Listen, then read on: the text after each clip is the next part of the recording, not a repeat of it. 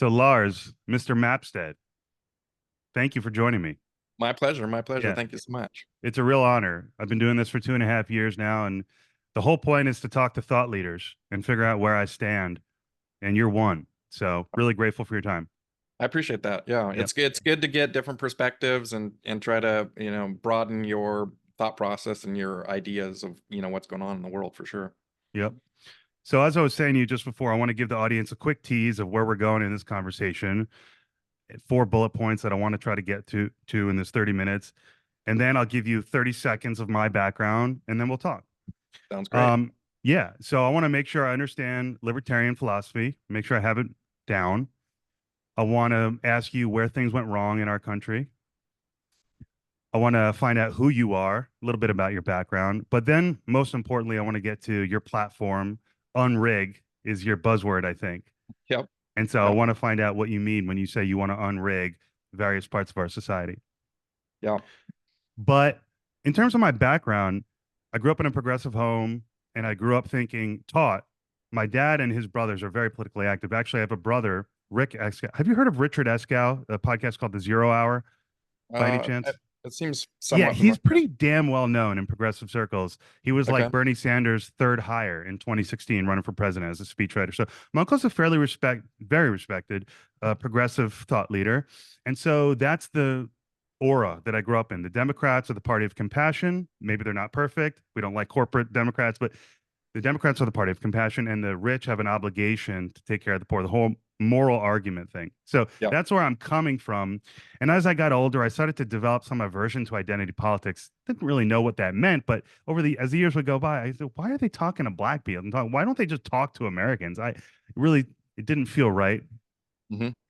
And then I went to law school a few years ago, and that in itself was enormous, had an enormous effect on my outlook. But studying critical race theory in 2 classes from an amazing professor in my final year really lit the fuse for me starting this podcast, Searching for Political Identity. It was very controversial. Hmm. And so you can understand why I've been attracted to libertarianism, and we'll get into what that means basically right now, but it's so principled. Hmm. It's so principled. I'm not saying the left and the right aren't equally principled, but they're not as clear. But the Yeah. libertarianism, the principles are so clear, right? Yeah. I think that the thing with the left and the right is they have the messaging that they want to deliver, but then they don't take the action to deliver on the message, right? So they have a principle that they're trying to get to, but then they Hmm. don't actually deliver on that principle. Hmm. So, as an example, as Republicans are always talking about fiscal responsibility and limiting government, but they never limit government and they blow money, as equal or more than the Democrats do, right? And the Democrats talk about equality and fairness for every person, but then they completely sidestep that, and make carve out special interest and special deals for people so that they pick winners and losers all the time, right, in the economy. And so I think that that's kind of the difference. And I'm not saying that libertarians are perfect, because I'm sure Sure. that there's many issues in there too.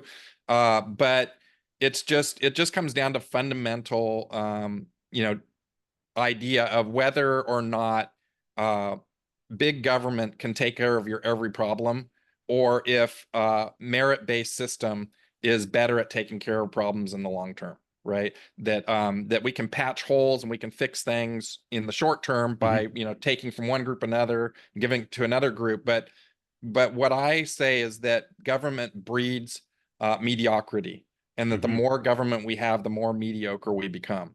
And with that being said, I'm cognizant of the fact that there are people suffering in America, and that the easy solution is to just take some money from one group of persons and give it to another group of persons, and seem like it fixes the problem. But it really only puts a band-aid on the problem, and it doesn't solve the problem long term, right? And I believe that um, a more merit-based system solves the problem long term. That when example is when America is doing really well financially and the economy is booming, the rest of the world all gets to ride on our coattails and is lifted up. And so that is an example of where we're doing really good, other people are lifted up from us doing good, kind of a thing. And so your question about, kind of like what is the libertarian philosophy? For me, it's pretty simple. The one common core thing that all libertarians have is we want to reduce the size of the state.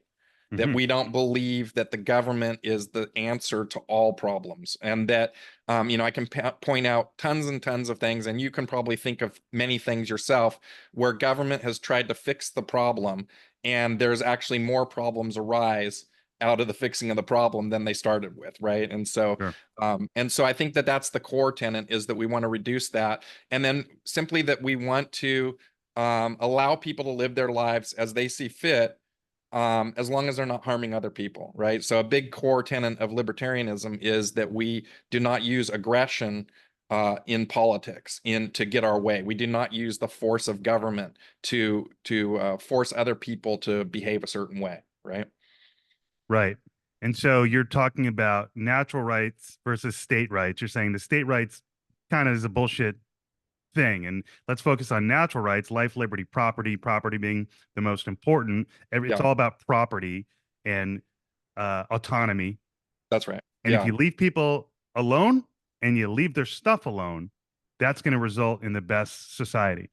That's right. Yeah. And that's not to say that people don't fall through the cracks and that there aren't people that will suffer under that system, Hmm. because there is uh, striation in people's abilities, right? Hmm. Natural born abilities, right? Hmm. Some people are born a basketball star and other people are not. And no matter how hard I would train to be a basketball star, I would never be a basketball star, right? So there's a certain natural innate ability that some people have that gives them an advantage over other people, right? And so I think that that's sort of where the kind of liberal mindset comes in, is they want to like equal that playing field or level that playing field. But when they do that, they often suppress the people that have the natural ability, because they don't want to participate in a system that doesn't reward them Right. for their talents, kind of a thing. And so it's that mediocrity, mediocre kind of thing again. Yeah, and jumping right into what I learned in critical race theory, which is not representative probably of the majority of people, but they would say, hey, this minimalist government approach, traditional American culture, libertarian values, they would say that is actually a white culture. And the point being that it's not universal. So we don't have to get lost in the white versus black thing. But the Sure. question is, are these values universal? Because if they are, makes perfect sense. If Yeah. they're not, what do we do with those people who fall through the cracks? Yeah. I think that, if you were to go back to a system where we were like, fighting for our food and our basic needs weren't taken care of and people didn't have a lot of extra resources or that sort of thing, libertarianism makes way more sense than when you have a system where there's a lot of people that have a lot more resources than other people and that sort of thing, and then people start feeling they're unequal and that they deserve more and that sort of thing. So yeah, I feel like, to me, after thinking about it a long time, and I grew up on welfare. My Mhm. family was super poor, Mm. and so I understand the need to have like safety nets for people that are just completely broken and that sort of thing. But um, that those are kind of minimal things when it comes to government, and that the on the race thing, that was the one thing that I want to bring up, is that I don't know if you're familiar with Larry Sharp, who's Yeah, he's yeah. yeah, he ran for governor a couple times. So he did a special podcast on Juneteenth. Mm. Okay.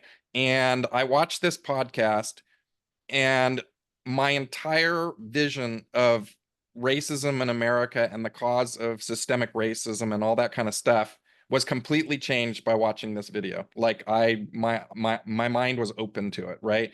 And essentially his argument is that government causes racism, that the government is responsible for racism. And he lays out multiple instances historically where the government has interfered and caused there to be strife where there was none, and caused there to be animosity where there was none. And it really lays out very plainly that government is vastly responsible for the racial disparity in America today. Intentionally or naturally? I think probably a little bit of both. I Hmm. think that there are definitely people in government who were racist, who implemented policies to cause struggles and strife. And then sometimes the policy is meant to fix the problem of racial inequality or racial, issues. But in trying to fix it, they create more problems, right? And so I think if you really watch that video, I think a lot of people would change their mind on the cause of racism in America. I mean, it really completely 180'd my entire vision of what's going on with that sort of stuff. So are you saying that you're the type of libertarian that if you were to get elected president, let's say, or whatever the most powerful role is, assuming it's president, to enact change, you wouldn't say, hey, on day one of my presidency, we're going to be full libertarian? Are you saying we got to unwind and unrig maybe over a kind of a timeline because of the fact that we have this built up state? Yeah. So there is, there's a battle internally in the Libertarian Party as to, where you should go. And I see everything as a North Star, right? I see, and Republicans and Democrats do this too. They have an ideal where they want to get to, and the libertarians have an ideal where we want to get to, which would be like the least amount of government possible. Right. Some libertarians want no government. Some libertarians are anarchists and they believe no government. I'm a minarchist, I would say, and I want I feel like there needs to be some law. There needs to be some sort of some role for the state. There is some role for the state, but it's more in line with what our founding fathers envisioned than the morass and the giant bureaucracy that we have ended up today with, right? So yeah, I feel like the limited government would be good. And yeah, so libertarians have North Stars, like taxation is theft and end all taxation. But if you're president, you're not going to wave a magic wand and taxation is suddenly going to disappear, because you need Congress, right? You need Congress on board. So there's also an idea of reform, of trying to move the needle toward the North Star, move the boat toward the North Star, whatever it is. And that's the camp that I fall under. Obviously, if I could wave a magic wand and implement all the policies of libertarians all the way to the end, I would. But that's not realistic, right? And I call myself a practical libertarian, a common sense libertarian that knows that we have to work in the system unless we have like a civil war or something like that just completely breaks the system. You're forced to like kind of work in the system a little bit. But the president has a lot of power to veto things. And Congress can only override that veto with 2/3 vote. So the libertarian president would have a lot of ability to just say no to a lot of things. So if the Congress came with some crazy budget that was, $4 trillion over the amount of money that we bring in, the president could just say, well, I'm not passing that. You guys got to go back to the drawing table and come up with something better, or you have to get 2/3 of Congress on board to override my veto, right? So I often say I would be the president of no, right? I would be, and I think, it's interesting that like Congress, the judicial system, and the executive branch are supposed to be checks on each other. They're right, that we always hear about checks and balances, right? Separation of powers, right? All that stuff. But the reality of it is right now, currently, the president of the United States is a rubber stamp for whatever party that they belong to, right? And they're not really a check on Congress at all. And so I feel like the president of the United States has been given too much authority and power by Congress because they don't want to do their job. So if they give the president the power to do, let's say, war, to do authorization of military force, right? If they give that to the president and the president screws up, it's the president's fault. But if the Congress were to do its job and vote on a war, right, and they screwed it up, then their ass is on the line and they might not get reelected. So they like keep pushing power onto the president, which is basically creating a king, which is creating, an emperor or whatever of like that. And that is not what the founding fathers had envisioned, right? The founding fathers had envisioned that Congress would bring forth the bills and would put forth the law of the land, and the president would be a check if they were getting too crazy, right? And I think we need to return to that, make Congress do their job, stop letting them off the hook. They seem to spend like, I would say, at least 1/3 to a half of the time that they were in Congress on really pandering and virtue signaling, doing, weird little hearings and things that just mean nothing, right? They don't they're not going to put food on Americans' tables. They're not going to lower inflation. They're not going to make people's lives better. They're just literally political pandering and virtue signaling. And it's, it's gross that we have to pay people to do theatrics, right? Like it's like a drama club up there on Capitol Hill, and we're paying them to do that.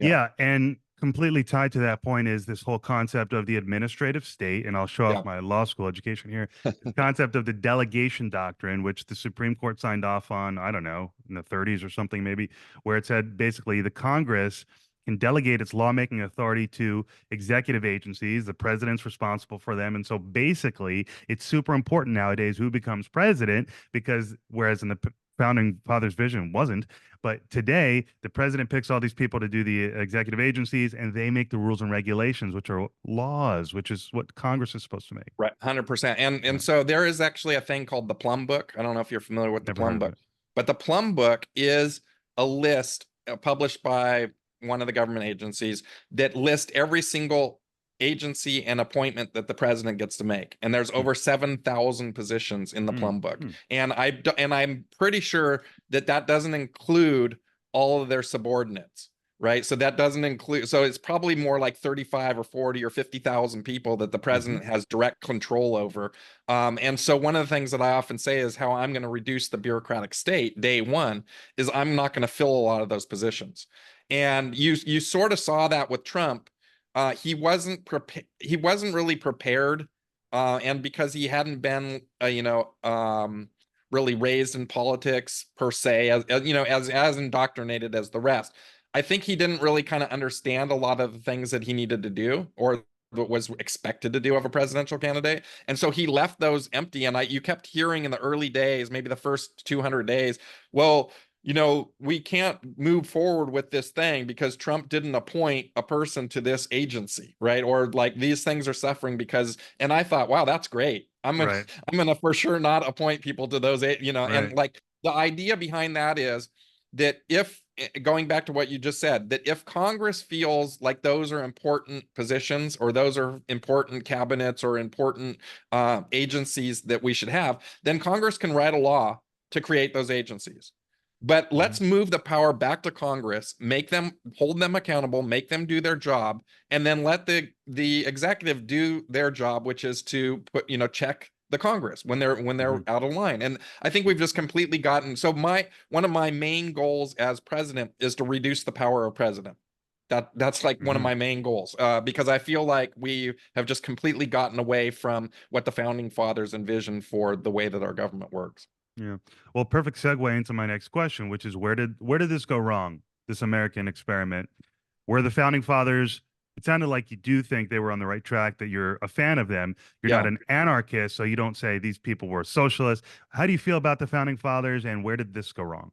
Yeah, it's hard to like put your head back 200 years in all their shoes with the way that they felt and how they felt and the things that they were angry about, because they were facing the same question you just gave me. Where did this all go wrong? Where did the King of England screw up? Why aren't we represented? Why are we being taxed without being able to have our voice heard, that sort of thing? And so it may just be that it's government in and of itself, that left to its own devices long enough, government will grow and grow and grow. I often say, when's the last time you heard about layoffs in Washington? Right. And we have an economy that goes up and down in cycles, and we have recessions, and we have times that are lean, but you never hear in the lean times, you know what, we need to scale back government because it's too big for what we have right now.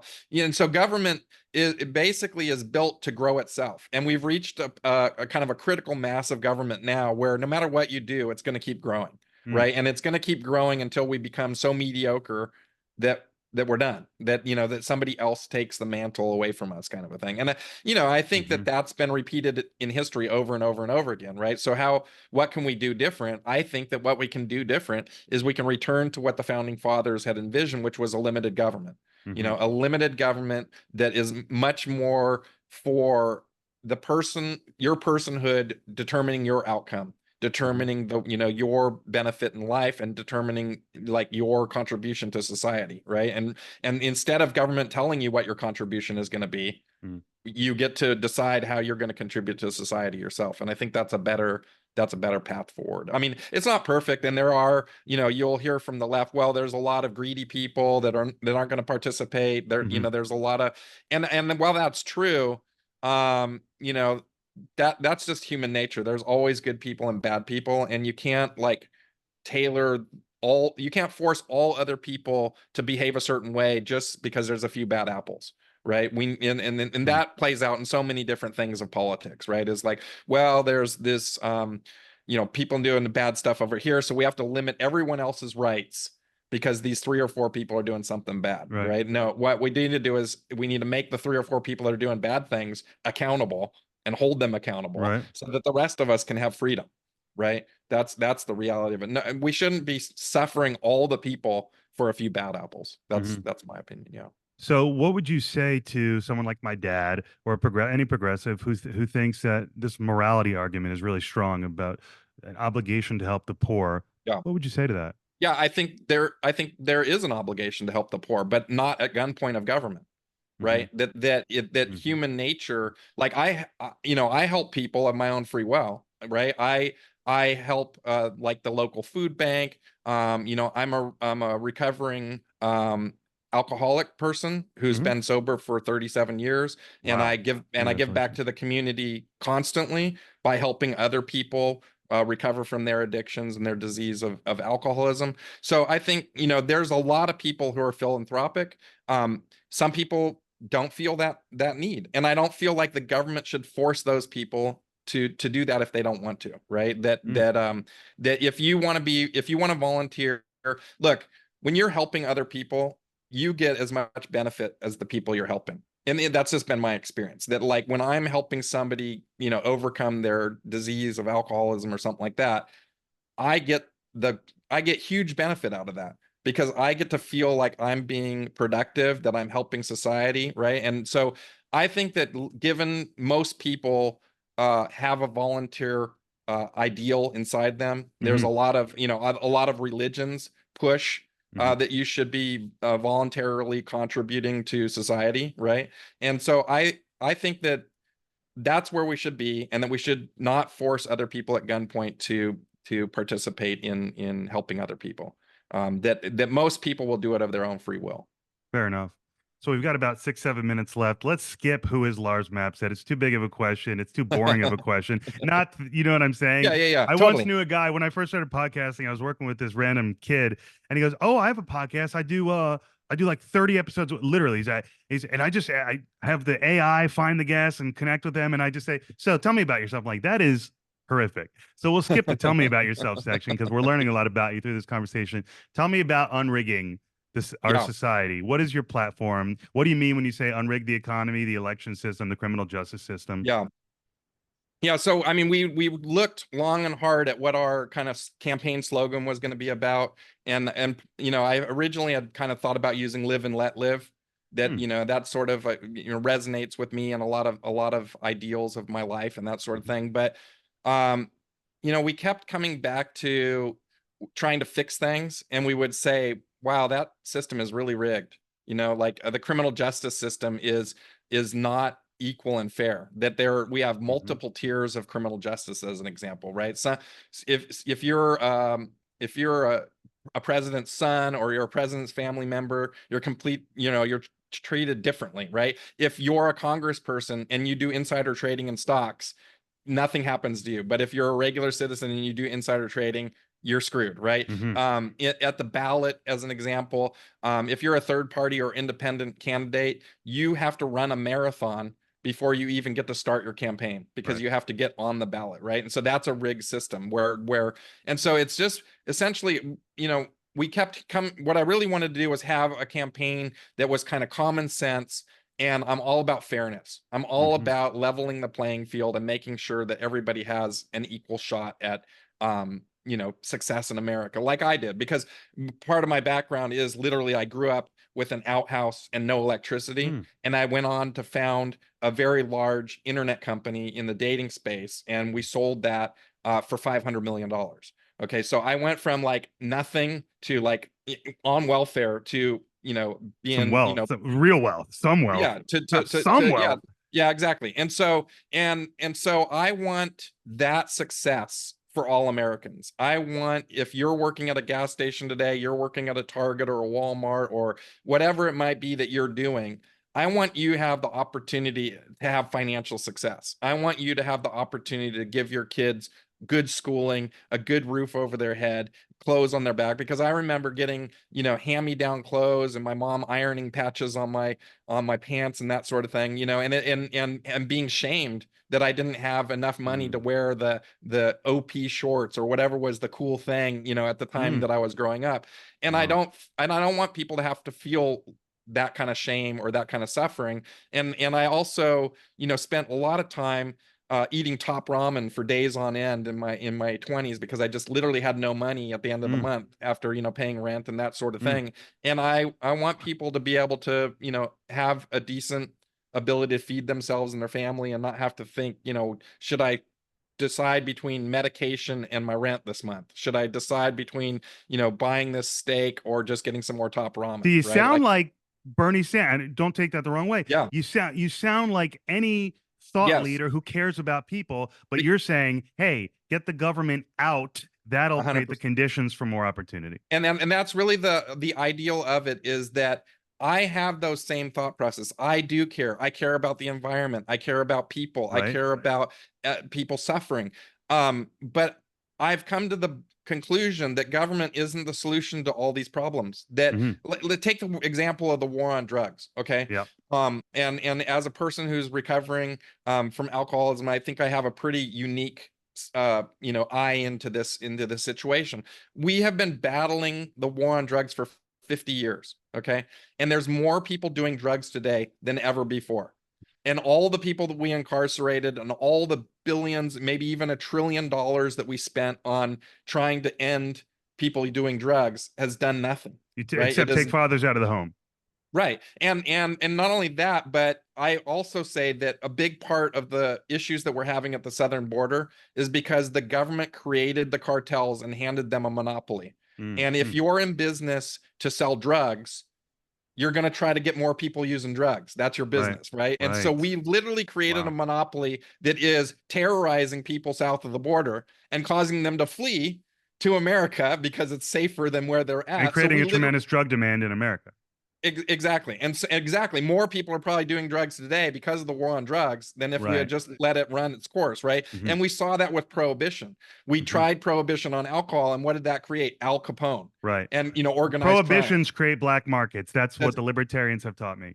It's 100% true. And you can see it over and over again. And it's true with, with guns. It's true with people. When you prohibit people from doing things, they do it anyway. They're not. So the libertarian says address the root cause. Yes. And the root cause is behaviors. It's not, we can't fix these problems by redistributing. That's right. Because all that does is it causes people to stop being productive. When you take somebody from somebody that's productive and say, oh, thank you for being productive, your penalty is we're taking your stuff.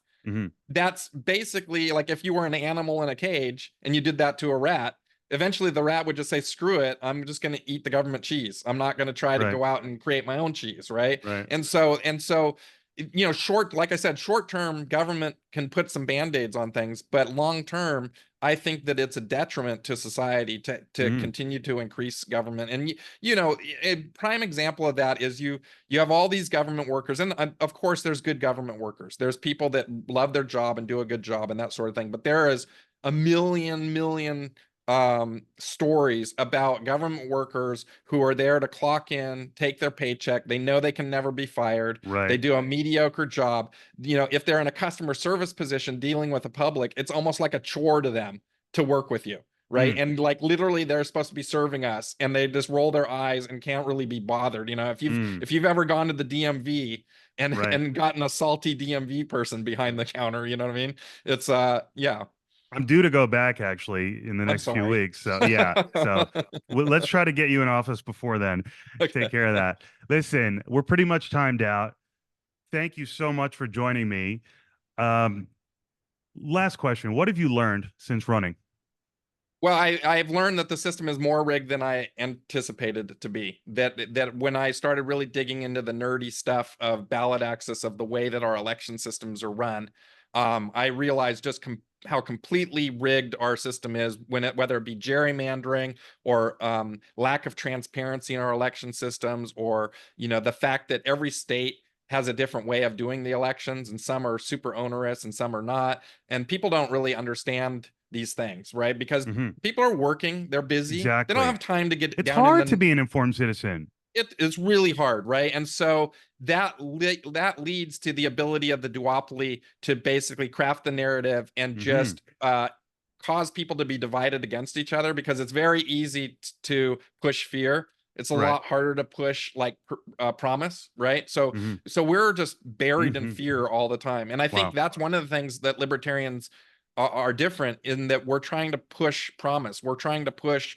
productivity, we're trying to push bettering yourself, as opposed to like relying on government to take care of every little thing for you, and it just gets to the point where I live in California, so California is just an ultimate nanny state. Like everything we do is watched over by the government, punished by the government, fined and regulated by the government, and just it feels stifling that you can't like even leave your house without having the touch of government on you, telling you some way that you need to live your life while you're driving down the street or that sort of thing. So yeah, we're trying to unrig the system, make it more fair, make it more transparent. We didn't really get into the economy, but the whole inflation, the whole Federal Reserve, and the Cantillon effect. I don't know if you're familiar with the Cantillon effect. What's that one? But I'll touch on that really quick, because it is how our whole economy is rigged. And that is when the Federal Reserve, which is private organization, it's not a federal organization. It's basically a banking cartel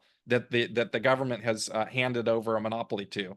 And what happens is when the Federal Reserve and the Treasury print money, the money goes to the banks first. That's where the money goes to, right? When they print money, it goes to the banks, and the banks bro out the corporations because that's who their main customers are. And by the time it trickles down to you and me and the rest of the regular citizens of America, we're getting like $1 out of every 100. And so that is creating the wealth inequality and the income inequality in America. It's directly tied to the Federal Reserve and the endless printing of money, the $34 trillion that the Federal Reserve and the Congress have stolen from the American people. And what that means is it's a hidden tax, and your lifestyle is being reduced every day that they're printing money. Your standard of living is being reduced, but people don't see that, right? Like if you raise taxes, everybody would be up in arms. But if you steal the money from them by reducing the value of the money in their pocket from $1 to 5 cents, they go, well, I don't, it's kind of a out there kind of a thing. They don't really understand that it's actually you're boiling the frog, so to speak. 100%, 100%. And so that rigged system. So I'd like to rein in, audit, abolish the Fed. Ultimately, I'd like to get rid of the Federal Reserve and return to sound monetary policy that we had before the Federal Reserve was enacted in 1913. Yeah. Thank you so much for touching upon that, because I was curious with the libertarian principles how that connects to all the libertarians hating the Fed. Yeah. And I guess but it certainly for another time, but it certainly ties into your platform of being common sense, of unrigging. So makes perfect 100%. sense. So I will let you go. Thank you so much. It's been a pleasure, man. I mean, seriously, I'm honored. Yeah. Let me plug a couple things real quick. If your listeners are listening and they'd like to volunteer or donate to my campaign, lars24.com. You can also follow me on social media. I'm on X at Libertarian Lars, or on Facebook at Lars for President. And so, yeah, I'd appreciate if you go there and check out my platform. You can read more about unrigging the system there. We have a lot of policy. We've been working tirelessly probably for 6 solid months on policy. We have white papers. We have, all kinds of information on how we're going to try to unrig the system. We have a voters' bill of rights, which is trying to completely get rid of our rigged election system, and it's a nonpartisan piece of legislation, but nonpartisan policy that we're trying to get in front of legislators, in front of Congress, in front of state assembly people, so that we can kind of level the playing field for all Americans to participate in the voting system and to feel that the voting system is fair and has integrity. Because right now, our republic is fractured and cracking, and the base root cause of that is our voting system. If we don't have free and fair elections, we don't have a republic. That's the bottom line. And so that's the main piece that I started focusing on once I started running for president. I was like, we have to fix this, and hopefully this piece lasts beyond my candidacy and is Mhm. something that becomes a grassroots movement to restore our election integrity. Well, that makes sense. You can't fix the system unless you fix the system for getting people into the system. So it makes perfect sense. I'm going to be making a donation today, not only out of respect for you for coming on my show, but because I really like what you have to say and I'm really Thank you. intrigued by it. So I'll be digging deeper and just thank you so much. Thank you so much for having me. I appreciate it. Yep. Yep. Have a great day. Thank you. Thank you.